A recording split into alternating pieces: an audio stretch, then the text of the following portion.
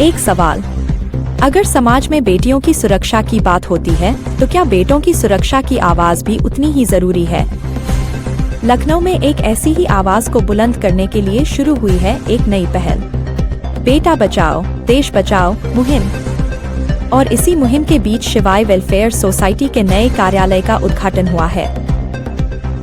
लेकिन इस उद्घाटन के पीछे सिर्फ एक नया कार्यालय नहीं, बल्कि पुरुष उत्पीड़न के खिलाफ एक बड़े सामाजिक अभियान का संदेश छिपा है। आखिर इस मुहिम का उद्देश्य क्या है? कौन कौन रहा इस खास कार्यक्रम में मौजूद? और समाज सेविका सुलक्षणा टंडन ने क्या संकल्प लिया? जानिए पूरी खबर।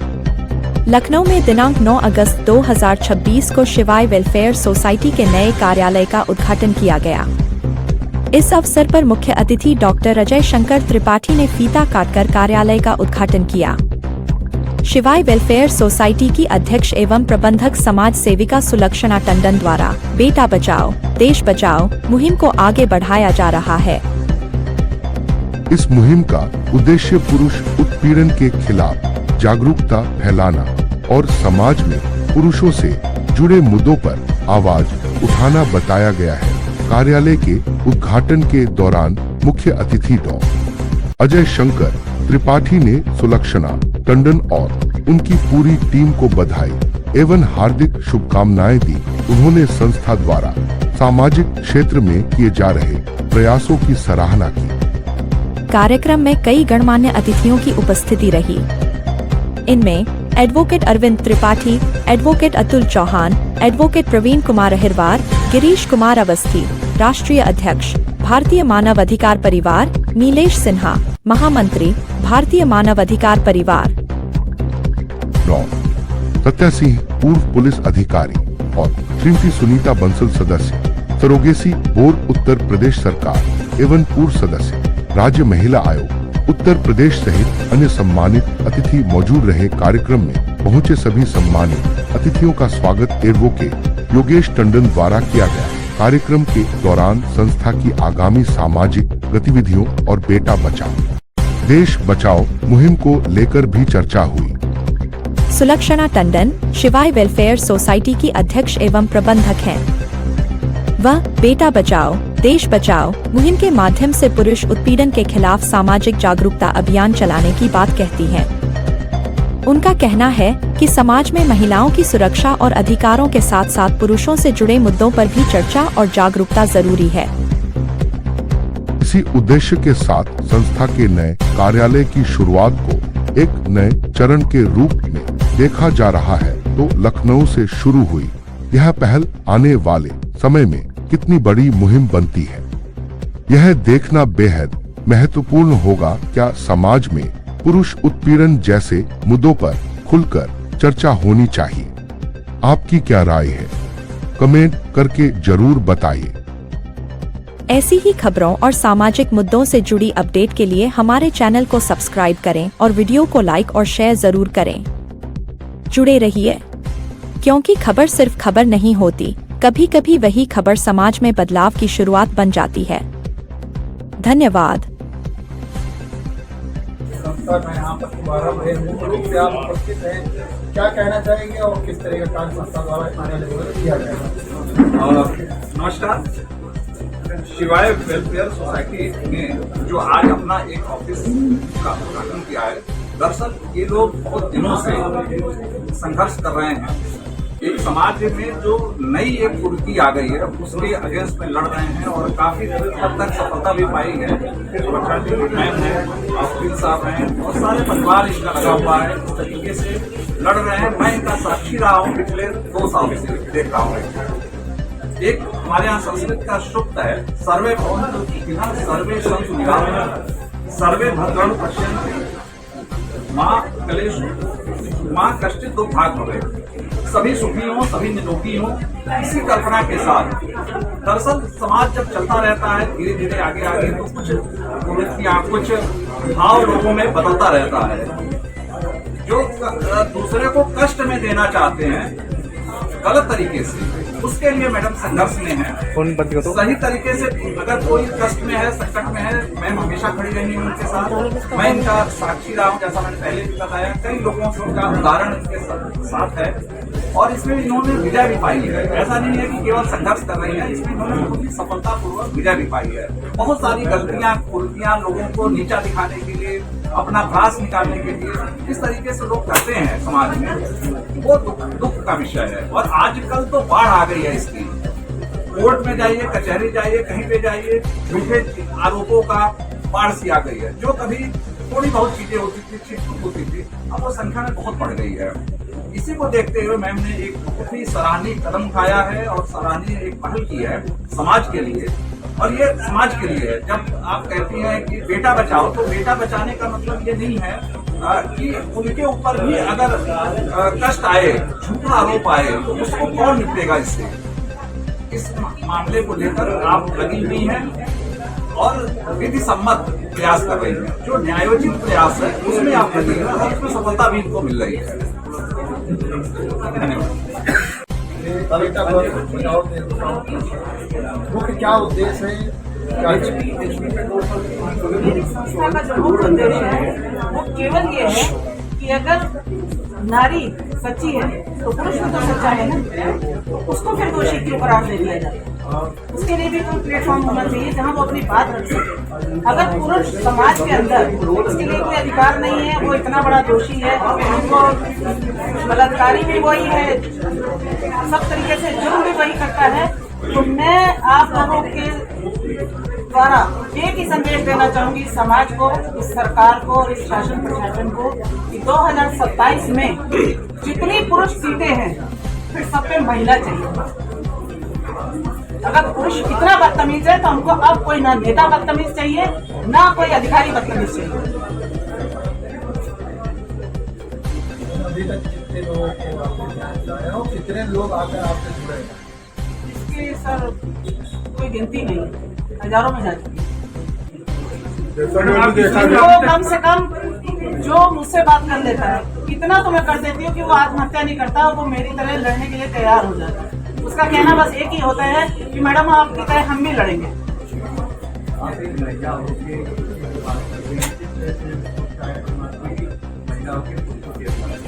क्यों, महिला होने से पहले मेरे घर में पिता भी थे, भाई भी थे। क्या मैं केवल महिला ही हूँ? पिता भाई का अगर महिलाएं नहीं सोचेंगी, पति का नहीं सोचेंगी, ससुर का नहीं सोचेंगी, सबको ऐसे फंसाती चली जाएंगी, पुरुष प्रधान देश में अगर पुरुष ही नहीं बचेगा तो ये महिलाएं क्या करेंगी यहाँ पे? अकेली महिलाएं बचेंगी क्या? बिना पुरुष के कोई परिवार पूरा होता है? परिवार को खा रही है जिस तरीके से। अगर शादी करके पति के साथ नहीं रहना, तुम्हारे अनगिनत अफेयर है, तो आप उन अफेयर को अपने पेरेंट्स को बताइए कि मेरे को ये पसंद है, मुझे इससे शादी करनी है। आप किसी के बच्चे को मारने के अधिकारी कैसे हो गई? कहीं किसी का प्लॉट नहीं मिल रहा, प्लॉट पे कब्जा करना है, आरोप लगा दो उस घर के आदमी पे, इसने मुझको छेड़ा तो इतना आसान हो गया है कि यहाँ तक कि ये तो मीडिया चल रही है, अभी मैं इनको कह दूं हाथ लगा के इन्होंने छेड़ा, ये हकीकत चल रही है समझ समाज की।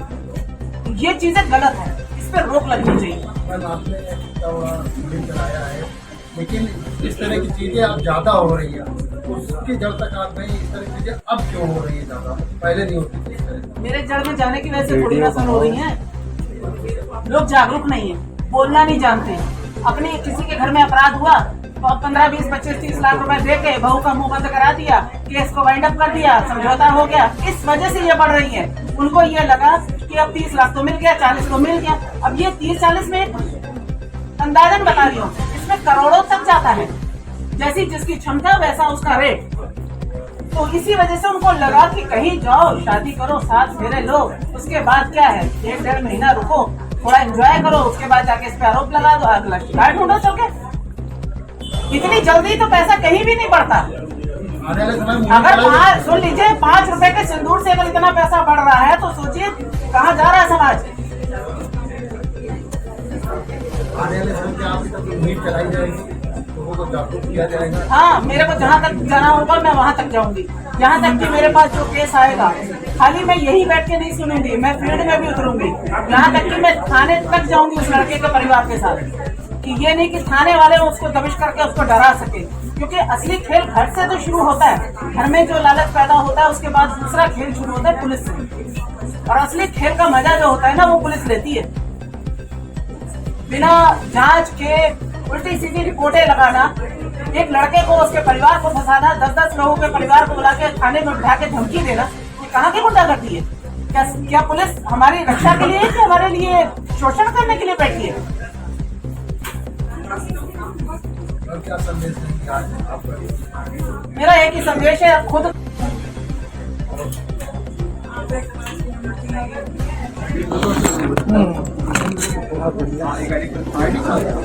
सुनील जी हो गई तसल्ली? एक इनका भी ले लीजिए। एक वकील साहब है, ये हमारे, इन्होंने लखनऊ से लेके सुप्रीम कोर्ट तक की जंग लड़ी है। थोड़ा सा 2 शब्द इनके भी सुन लीजिए। हम लोग का जो प्रोफेशन है ये समाज के सबसे करीब होने के प्रोफेशन है, और वास्तव में क्या समाज में किसी के घर में क्या हो रहा है, जो केसेस हम लोग डील करते हैं देखते हैं, इसका 90% केस झूठे बच्चों पर आधारित है। इसमें वास्तव में लड़का अगर उसके पास पैसा नहीं है तो या तो सुसाइड करेगा या तो जेल है, उसके पास और कोई दूसरा चारा नहीं, जबकि इसके या उसके परिवार का कोई दोष नहीं होता है। 90% केसेस में यही सारी चीजें होती हैं। एक FIR लिखा दी, उस FIR के पास लड़के और उसके परिवार का जिस तरह से शोषण होता है, वास्तव में गवर्नमेंट को, वास्तव में कानूनी विशेषज्ञों को, वास्तव में हमारे जजेस को भी इस तरह पे ध्यान देना चाहिए। वरना कभी कभी जब लड़का पैसा देने लायक नहीं होता, कोर्ट में केस चलता है तो कोर्ट का सिर्फ एक वर्ड होता है, आप पत्थर तोड़ करने वाले। वो लड़का जो कुर्सी पर बैठा हुआ है, फिर भी कोर्ट का ये रहता है कि आपने शादी की तो आप इसके जिम्मेदार हैं, आप पत्थर तोड़ के दें, रिक्शा चला कर दें, लेकिन आपको पैसा तो देना पड़ेगा। ये एक तरफा न्याय इस समय हमारे जो समाज में चल रहा है, ये वास्तव में इतना विभत्स है कि अगर इसको दोबारा इसकी विवेचना या इसकी मूल्यांकन अगर इसका नहीं किया गया तो आने वाले समाज में जो शादी नाम की संस्था जो हमारे पूर्वजों ने बनाई थी वो आगे आने वाले दिनों में खत्म हो जाएगी। आप लोग अगर देखते होंगे तो लिव इन रिलेशनशिप जो आजकल बढ़ रहा है सिर्फ इसीलिए बढ़ रहा है, आदमी को पता है अगर शादी करने के बाद हमें मुकदमे ही झेलने हैं, हमारे पूरे परिवार को जेल ही जाना है, तो फिर शादी से बेहतर है लिव इन में रह लो और उसके बाद शादी की सारी चीजें दूर करो।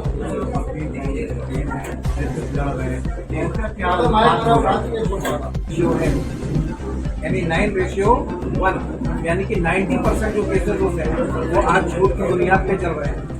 और ये नहीं कहता हर एक लड़की के साथ गलत नहीं हो रहा, गलत हो रहा है, लेकिन उन 10 लड़कियों के साथ गलत हो रहा है। बाकी 100 में 90% बच्चे जो लड़के हैं वो सफर कर रहे हैं, उनका पूरा परिवार सफर कर रहा है, तो न कहीं नौकरी कर सकते हैं न कहीं जा सकते हैं। वो सिर्फ अपने मुकदमों के दौर में ऐसा पता एक पैकेज मिलता है लड़कों को, जब लड़कियां मुकदमा करती हैं तो पैकेज मिलता है, डोमेस्टिक वायलेंस का पैकेज मिलता है, 125 का पैकेज मिलता है और 498 3 मुकदमों का पैकेज होता है जो उन लड़कों पर आता है। उसके बाद फिर वो 10-15 साल तक अपने जीवन के जिसमें उन्हें आगे बढ़ना चाहिए वो उन मुकदमों और केसेस में, और अंत में कभी कभी ऐसा भी होता है बीच में लड़का हार मानकर सुसाइड भी कर देता है।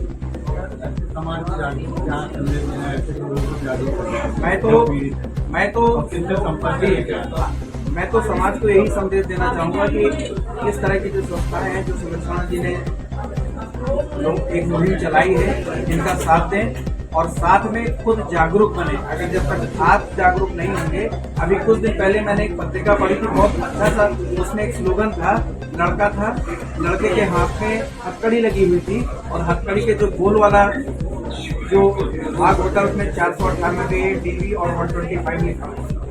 ये एक हमारे समाज के लिए एक संदेश है कि कृपया संभल जाएं। और अगर मान लीजिए आपकी शादी में ये नहीं होता, शादी सिर्फ इसलिए हो रही है कि उनका ईगो सेटिस्फाई नहीं होता, इसलिए मुकदमे हो रहे हैं। अच्छा यही रहेगा कि मुकदमे की शुरुआत की आप लोग मीडिएशन में बैठ के अगर नहीं रहना है तो तुरंत आप अलग हो जाए। ये नहीं कि आप सालों साल अपनी स्वयं जिंदगी बर्बाद कर रही हो और समाज की जिंदगी बर्बाद कर रही हो।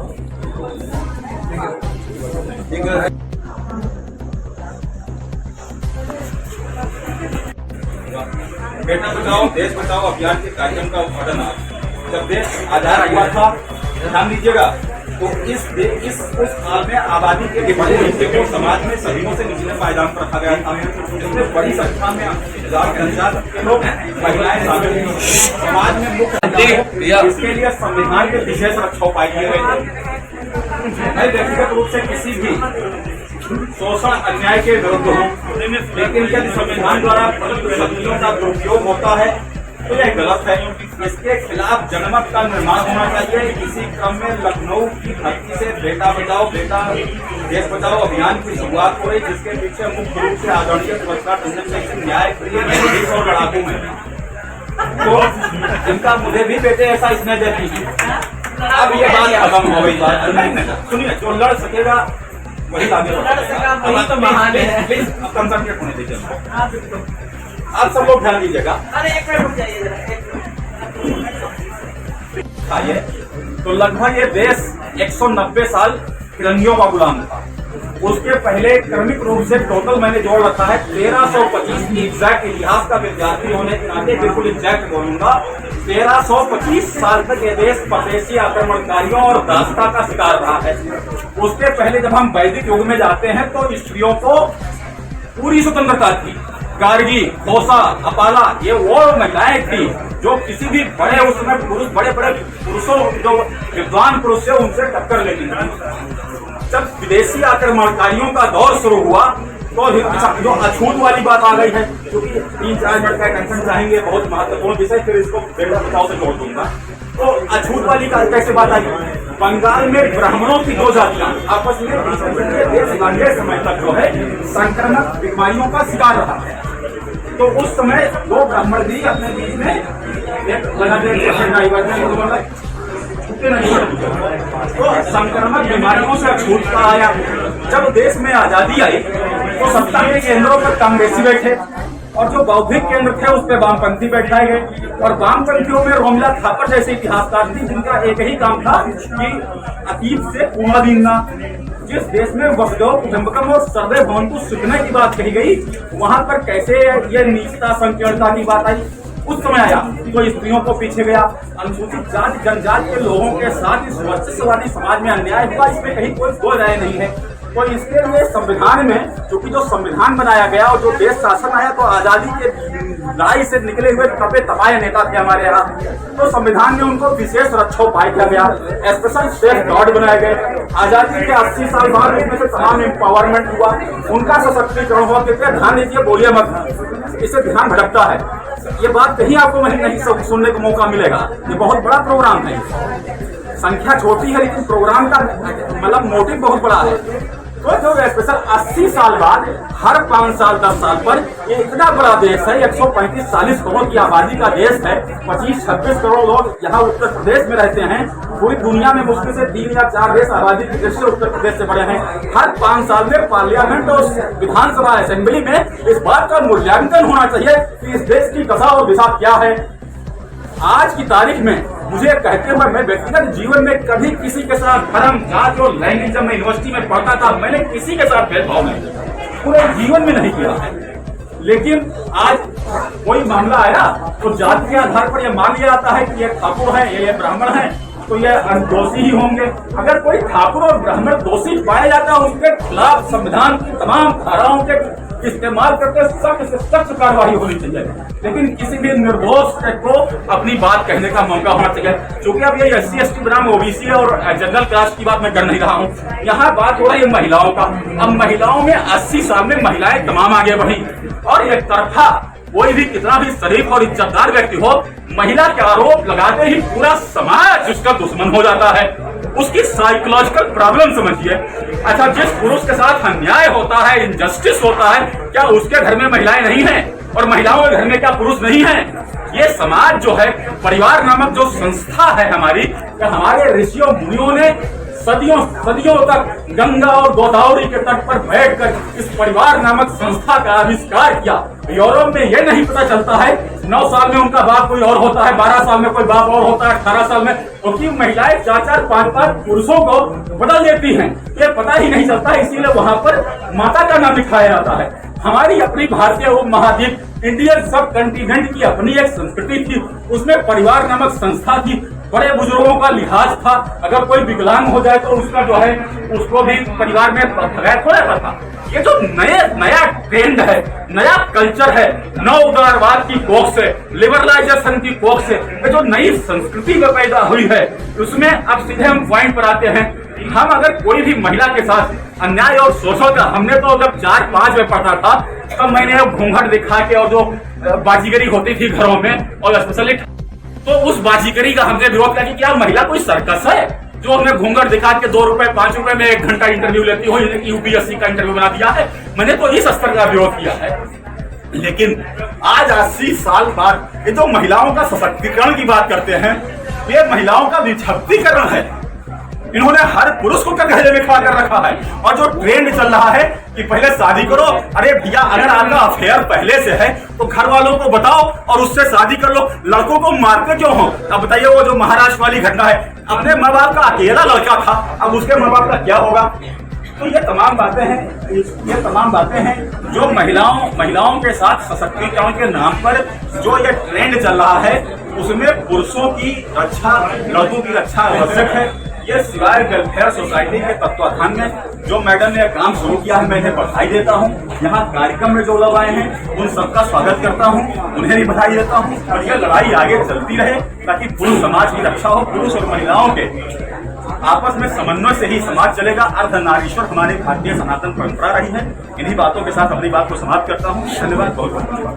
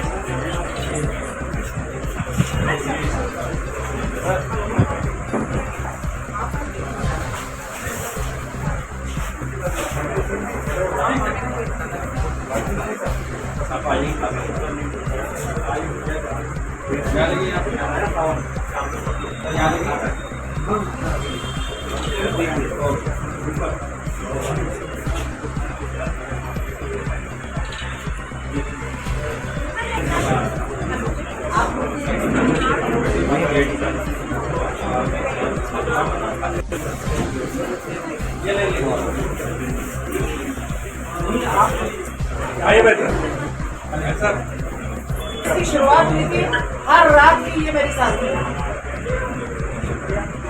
हर रात ये मेरे साथ रही और हर दिन हम लोग 2 घंटे बैठते थे। मेरी दूसरी माँ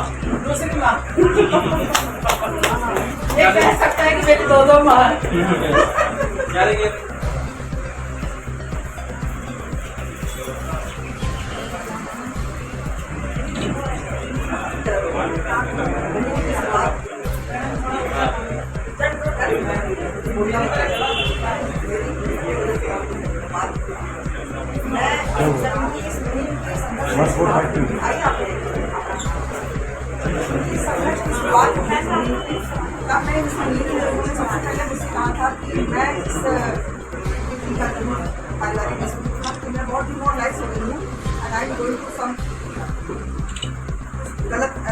खुल के बोलती हूँ, मैंने चूहे मार की दवा अंदर रखी थी और मैंने इनको कॉल लगाया था कि 1 घंटे के अंदर आ गई तो आ गई, नहीं तो मैं खा के सो जाऊंगी। मैं अपने एक क्लाइंट को डील कर रही थी, अपने क्लाइंट को छोड़कर इनके पास आई और मैंने इनको सबसे पहले मॉडल सपोर्ट दिया। मैंने कहा नहीं, this is not the problem, आपके सामने जो भी सिचुएशन है उसको फेस करें। मैं क्या इनकी काउंसलिंग कर रही थी, फैमिली मैं उनकी काउंसलिंग कर रही हूँ, उनको हर चीज़ को समझाने इसी तरीके से सब पूरी एफर्ट्स किए चीज़ें समझ।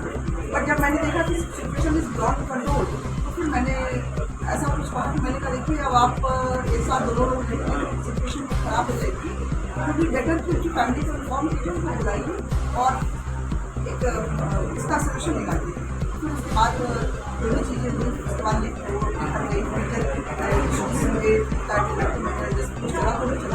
लेकिन आज भी हमें एक अच्छी दोस्त की तरह एक दूसरे से मिलते हैं। कोई ऐसा दिन नहीं होता तो हम शायद बात नहीं करते हैं और ये हम लोग की बहुत अच्छी दोस्ती है। और एक सबसे बड़ी खुशी बात बता दूं। आज मैं इनके घर पे सत्या जी आई है, मुझे नहीं पता था कि मेरे परिवार की है। आज मुझे पता चला ये मेरी फैमिली की है, और ये सुनकर के मुझे इतना खुशी होने लगी कि आप हम लोग घर के हैं। ये मेरे लिए अच्छी बात है कि इस जगह पे हम लोगों को एक घर के लोगों को मिलने का मौका मिला। इसी गाने मुझे पार्टी होती है, मैंने 2 परिवारों को मिला दिया। परिवार के लिए नहीं पता, और बाई चांस ऐसा कुछ कोई बात हुई तो ऑर्डर मिलेगी। बहुत अच्छा लगा, और सुरक्षा जी को मेरी बहुत बहुत शुभकामनाएं। आगे बढ़े, समाज के लिए काम करें, पुरुषों के लिए काम करें, और समाज में बहुत सारी समस्याएं हैं, उन सब में आगे बढ़ करके काम करें। लेकिन मैं सबसे पहले करूँगी कि पुरुषों के लिए काम करने से पहले आप परिवार से जो माँ बाप हैं उनसे जरूर आप निकले, इसलिए कि देखिए आप लोग सीनियर हैं, गाइडेंस तो मैं आपसे लगी। हाँ, जहाँ कमी लगी कि मैं अभी उस मुकाम में नहीं हूँ जिस मुकाम पे आप पहुँच चुके हैं। नहीं, आप गुरु ही होता है, तो गुरु की शिक्षा बहुत जरूरी है। आप विश्वविद्यालय अपना साइड हो लो, मेरी बड़ी बहन है, भाई सब बातें, मेरी बड़ी बहन है, उन्होंने क्या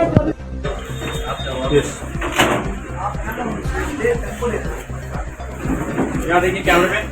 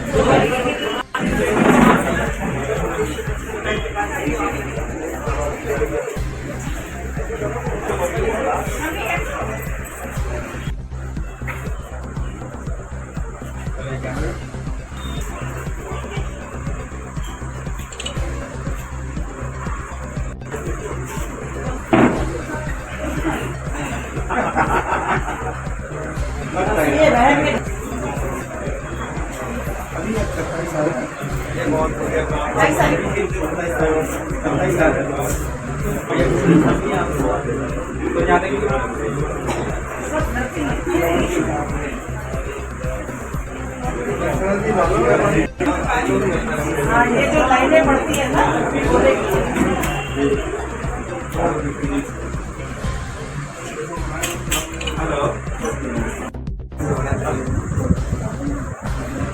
योगेश जी आप भी साथ आइए।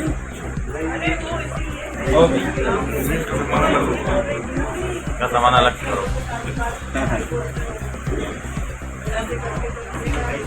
इसे देखिए मैम।